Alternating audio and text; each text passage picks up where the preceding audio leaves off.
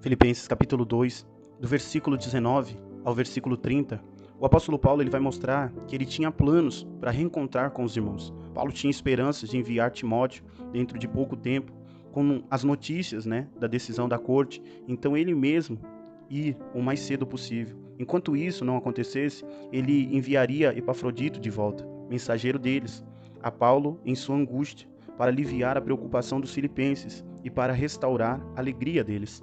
E Paulo diz aqui no versículo 19: Espero no Senhor Jesus que em breve vos mandarei Timóteo, para que também eu esteja de bom ânimo e a par da vossa situação. O apóstolo Paulo, ele havia uma preocupação, com os irmãos, porque além dos irmãos se preocuparem com Paulo, Paulo também se preocupava com os filipenses.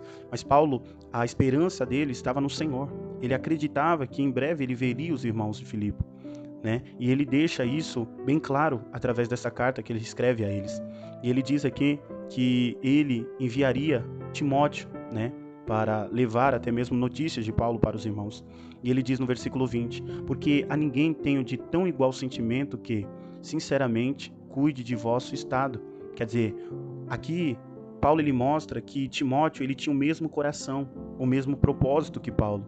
Que assim como Paulo ele cuidava das almas, com a motivação certa, Timóteo também seria esta pessoa, ao qual iria cuidar deles com a motivação certa, pois a preocupação de Timóteo seria a mesma preocupação de Paulo, com o cuidado das almas, pois Paulo e Timóteo tinham o mesmo coração e o mesmo propósito, que era a conversão de vidas, a salvação de vidas, o cuidado das almas.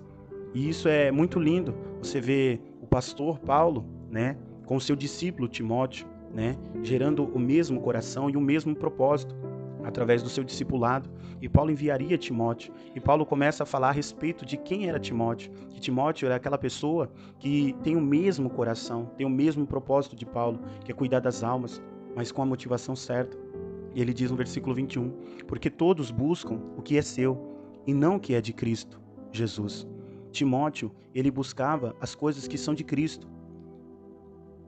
Quando uma pessoa ela busca aquilo que não é de Cristo, isso demonstra um egocentrismo, Quando uma pessoa ela busca somente o que lhe apraz, somente o que lhe agrada, somente o que ela quer. Mas Timóteo não era essa pessoa. Timóteo ele havia disponibilizado a sua vida para a obra missionária, para cuidar da igreja ao qual Paulo havia plantado. Então, você vê que Timóteo, a vida de Timóteo não era mais para satisfazer a sua vontade, mas Timóteo, ele estava pronto para servir a Cristo e cumprir a vontade de Cristo. Isso é maravilhoso. E ele diz aqui no versículo 22, mas bem sabeis qual a sua experiência e que serviu comigo no evangelho como filho ao Pai. Timóteo, ele serviu a Cristo e não a Paulo. Quando Timóteo ele serviu a Paulo no evangelho de Cristo, ele serviu como um filho que serve ao seu pai. Mas a motivação dele ao servir a Paulo no evangelho de Cristo, junto com Paulo, era porque ele estava servindo a Cristo. Então, Timóteo, ele tinha uma experiência. Não era somente uma pessoa como Timóteo era uma pessoa nova, uma pessoa tímida, mas Timóteo ele tinha uma experiência com Cristo, pois ele, juntamente com Paulo, haviam servido juntos ao Senhor Jesus Cristo. E ele diz aqui no versículo 23, de sorte que espero enviá-lo a vós, assim que souber o que acontecerá comigo. Então Paulo, ele queria enviar Timóteo, mas Paulo ele tinha também a confiança que ele seria solto. E ele diz no versículo 24, mas confio no Senhor, de que também eu mesmo em breve possa visitar. Aqui Paulo, ele mostra que ele tinha planos, mas quem iria realizar era o Senhor.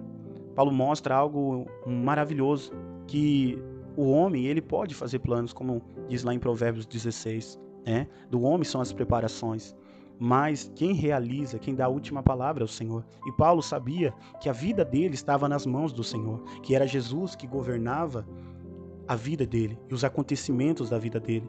Então Paulo ele nos deixa também uma lição, que nós podemos fazer planos, só que quem vai realizar, quem vai dar a última palavra é o Senhor Jesus. E ele mostra aqui no versículo 25 o exemplo de Epafrodito, que ele sacrificou-se a ponto de quase morrer pela obra de Deus. E ele diz aqui no versículo 25. Julguei, contudo necessário, enviar-vos Epafrodito, meu irmão e cooperador e companheiro nas lutas, e vosso enviado, para prover as minhas necessidades. Aqui, Paulo, ele mostra que Epafrodito, ele fala que Epafrodito era o seu irmão. Ele fala do afeto, né, que ele tem por ele. Ele fala que Epafrodito foi o seu cooperador, né? Ele cooperou no trabalho, né? Ele foi companheiro, né? Ele esteve junto ao lado de Paulo e ele esteve junto também nas lutas, né, nos combates, né, que o evangelho proporciona. E ele diz: "E vosso enviado para prover as minhas necessidades".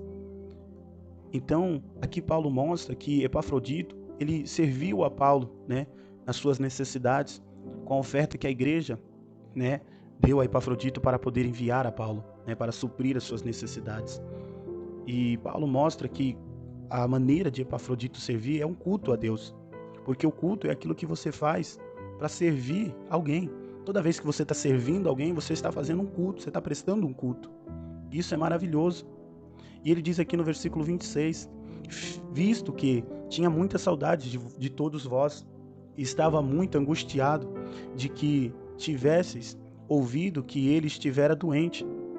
Quer dizer, Epafrodito, ele viveu para Cristo, né?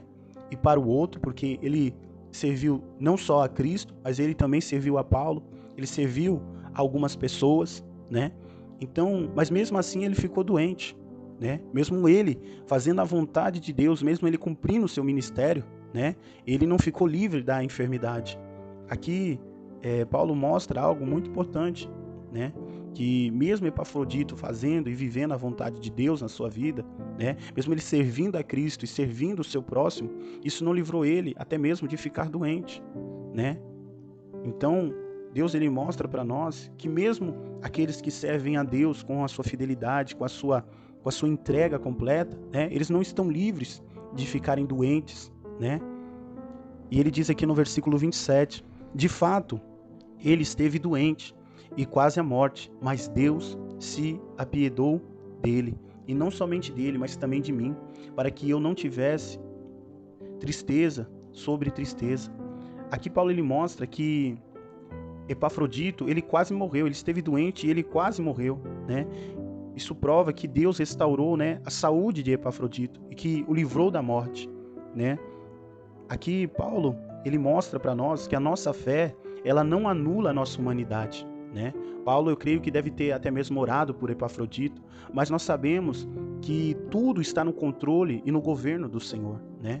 E que Deus, Paulo, ele reconheceu que se Deus ele não fizer, não adianta o homem querer fazer, né? Eu creio que por muitas vezes Paulo orou por ele, mas eu creio que no tempo de Deus, né, a resposta de Deus às orações também, que Deus curou ele, né, e livrou ele da morte, né? Então, a nossa fé, ela não anula a nossa humanidade, né? Por mais que a pessoa ela tenha uma fé muito grande de transportar montes, né? Ela ainda é um ser humano, ainda é uma pessoa de carne e osso, ainda pode ficar doente, ainda pode ficar enferma, né? Não está livre desses males, né, que são gerados nesse mundo. Então, Paulo ele ficou triste, né? Ele fala que o Senhor, né, para que eu não tivesse tristeza sobre tristeza. Paulo ele falou que o viver para ele era Cristo e o morrer era lucro, era ganho. Mas quando Paulo ele fala que Deus livrou ele dessa tristeza, é porque quando uma pessoa parte, mesmo nós sabemos que ela vai partir para melhor, que é para estar com Cristo, existe uma coisa chamada saudade, né? Até o reencontro, né? Existe aquele sentimento, né, que houve também em Cristo Jesus quando ele foi ressuscitar Lázaro. A Bíblia fala que ele chorou, né, ele se compadeceu de Maria, de Marta, daquelas pessoas que estavam ali, porque mostrando que mesmo ele sendo Deus, ele se compadece da nossa dor, ele se compadece da nossa tristeza, ele se compadece, né, daquele sentimento, né, de partida, né, quando um ente querido, quando um irmão em Cristo Jesus ele parte. Deus ele mostra que ele sente, e Paulo também iria sentir esse sentimento, né, em que Deus o livrou desse sentimento, né, curando Epafrodito. E ele diz aqui no versículo 28, por isso apressei-me a enviá-lo a vós, para que, vendo-o outra vez, vos alegreis e eu tenha menos tristeza, né? Aqui Paulo, ele enviou Epafrodito de novo, enviou Epafrodito de novo aos filipenses, né? para que ele se alegrasse, né, pela vida dele, né? E ele diz aqui no versículo 29, recebei-o, pois, no Senhor, com toda alegria, honrando. Então, imagina Epafrodito, né, que foi para suprir a necessidade de Paulo, enviado pelos filipenses, né? E agora ele está voltando, né, de uma experiência assim meio turbulenta, né, que ele ficou doente, até mesmo quase morreu por conta dessa doença. Mas Paulo fala assim, ó, receba ele com toda alegria e honra. Por quê? Porque ele está voltando, estava voltando recentemente, né, da obra. Mas Paulo fala para, além de receber ele com alegria, para também honrar ele, honrar a sua fé. Porque ele entregou a sua vida tanto para Cristo como para a obra de Deus. Ele estava pronto para morrer por Cristo e pelos outros. E ele diz aqui no versículo 30, porque pela obra de Cristo chegou bem próximo da morte, não fazendo caso da vida, para suprir para comigo a falta do vosso serviço. Quer dizer, aqui mostra que essa palavra, nós vemos aqui que Epafrodito, ele não fez caso da vida, né, para suprir para comigo a falta do vosso serviço, né? Esse foi o motivo de seu problema físico, né? Você vê que ele entregou a vida dele ao trabalho, né, de Cristo, né?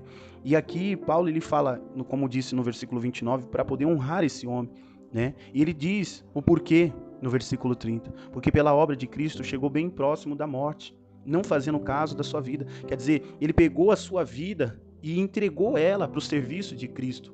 Ele dispôs da sua vida para o serviço de Cristo, para servir a Cristo, para servir a Paulo, para servir os irmãos, né? Ele apostou toda a sua vida, né, no serviço de Cristo, para servir Paulo e para servir toda a igreja de Cristo, né? Então isso é maravilhoso. É por isso que Paulo diz, honrem esse homem, né? Honra ele, recebe ele com alegria, porque ele entregou a sua própria vida para a obra de Cristo. E por conta disso ele chegou até mesmo próximo da morte. Ele não se preocupou com a sua própria vida, para suprir para comigo, para cuidar da minha vida, né?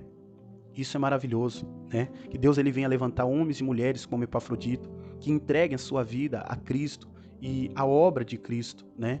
Que peguem a sua vida e apostem toda a sua vida ao serviço de Cristo, se coloquem à disposição de Jesus para servir a Cristo e para servir o seu próximo.